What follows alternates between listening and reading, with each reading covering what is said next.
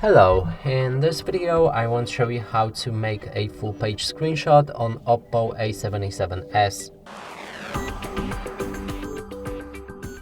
And to do this you'll need to open any app that allows you to scroll down. In this case I chose the settings. Click on the power key and the volume down key at the same time and hold them for around 1 second. You'll make a screenshot. Now select the scroll right under this pop-up window and it should begin scrolling down an entire page. When you're satisfied with the amount of the screenshot, click on done. If not, wait till it reaches the bottom and then click on done.